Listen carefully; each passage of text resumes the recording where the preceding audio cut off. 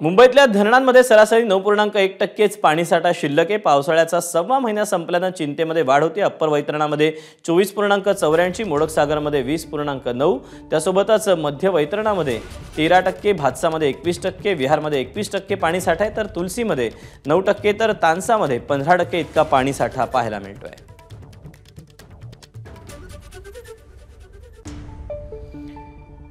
तेव्हा जुलै महिना सुरू झालेला आहे। अद्यापही मुंबईत म्हणावा तितकासा पाऊस बरसलेला नाहीये, त्यामुळे पावसाळ्याचा जवळपास सव्वा महिना संपत आलेला आहे आणि मुंबईतले जी पाणीपुरवठा करणारी धरणं आहेत, तलाव आहेत, त्यांनी सगळ्यांनी आता अजूनही तळ गाठलेल्या अवस्थेतच ते पाहायला मिळत आहे। अपडेट जाणून घ्यात वेदांत देव आपल्यासोबत आहे। वेदांत, चिंता वाढवणारी अशी बातमी आहे मुंबईकरांची। ज्या प्रकारे आपण बघितलं दीपक, मागील 1.5 ते 2 आठवड्यामध्ये साधारणपणे 4 ते 4.5% या पाणी साठ्यामध्ये वाढ झालेली आहे। 5% हा पाणी साठा उपलब्ध होता। आता जर आपण आकडेवारी बघितली तर 9.01% पाणी साठा उपलब्ध झालेला आहे।